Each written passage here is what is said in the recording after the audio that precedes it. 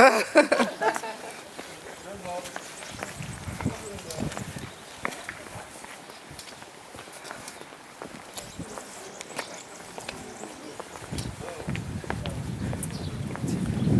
and gentlemen. This is the first to him. Yeah.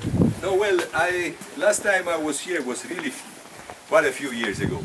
They kept closed this place for really years because they had to restore the entire place. So all in all, you have to close a place because you have to put the cement, waterproof cement to protect this block or to protect the top of the roof. You need really a lot of work to keep this wall standing as they are over 2,000 years old. Under the wind and the rain, the cold, the frost of the night, and so on. We are entering now one of the live thermal bath establishments of this time. You have to imagine a Roman city, ladies and gentlemen, like a camping. You go in a camping, you have your canopy, your tenda, your roulotte, or whatever, okay? And then when you need to wash yourself, or to have a treatment, okay, then you go into the central toilets of the camp. And the Roman cities were the same. In Rome we had several thermal bath establishments. Here in Pompeii only 5, but huge thermal bath establishments. So ladies and gentlemen were coming in here to go through sport activity, to swim into a swimming pool, to have a nice massage, to have a treatment of spa, of proper spa. So this was really the life of the city, this place. You see, we have the portico surrounding the palestra, the gymnasium, where they could go through the different sport activities. We have the swimming pool there on the left-hand side, where they could bath, a great entertainment. And then we had the waiting room, the tepidarium, the frigidarium, and the calidarium, each one of different temperature. Let's go and have a look at that.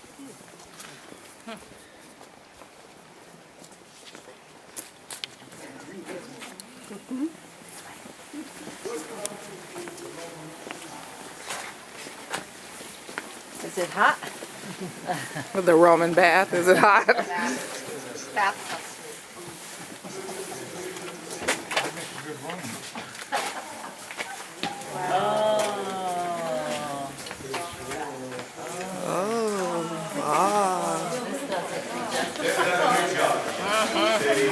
People used stucco decoration in Italy since over 2,000 years ago.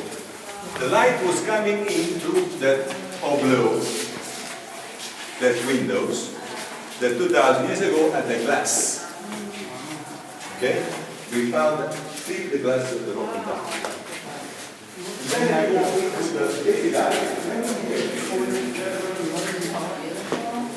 once at this point, people will see that inside they start to get undressed and get organized to have a group.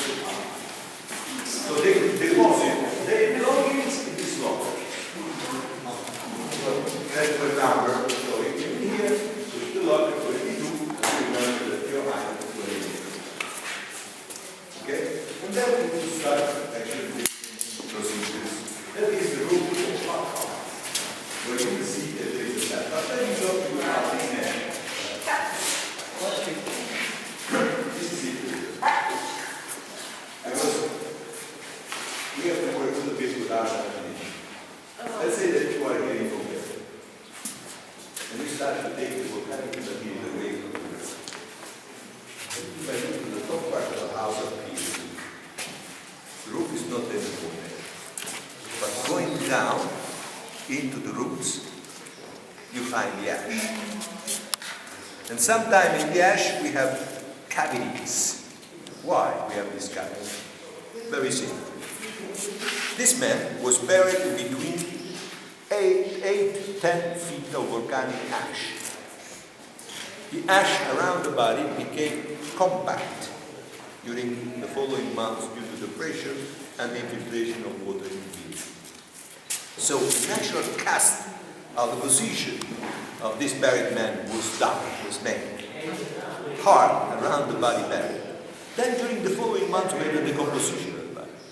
So the body, while decomposing, left it, having the print of his body position. And only the skeleton in it that did not decompose. The archaeologists really understood this phenomenon. While digging here in Pompeii, he used to knock on the ground. When he could hear the hollow sound of a cavity under, he started to drill holes going from the open air down to the cavity, and he started to inject liquid plaster. So the cavity was filled in entirely by liquid plaster around the skeleton that was still there. Waiting a week 10 days that the plaster became solid, this is the result. Wow. The body was rebuilt with the plaster. So it's a plaster cast. In it, there is still the original skeleton. But the position is that. Is the way that this man passed away. Isn't that great? Good morning. So, in it, there's still the original skeleton. Another thing. Can you see the position? Please pay attention to the position. Why is actually his arm protecting his face? He could hardly breathe due to the dust, the volcanic gases brought in the city of Pompeii with the rain of this volcanic material. So he most probably died suffocated by the volcanic material, and he was buried in this position. See? The sign of a belt. Can you see that? Yes. Most probably was a slave. Slaves were wearing belts, Okay. on which was written the name of the order. Okay? So several plaster casts in Pompeii were found because only of those people were buried in between the volcanic lava, the volcanic ash.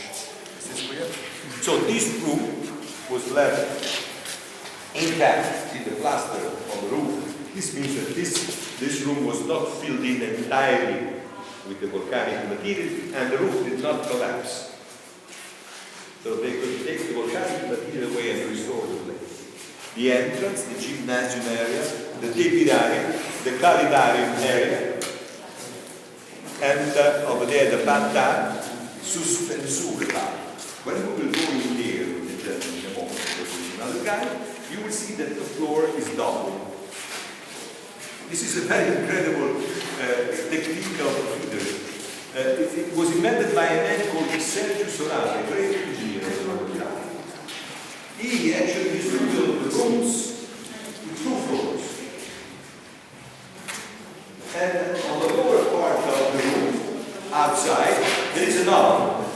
The oven was producing hot air, because the oven was made like a funnel. So the hot air produced in the chamber of the oven, rising, used to go through the double floor of the calidarium and make the floor so warm and pleasant where to walk with bare feet. So let's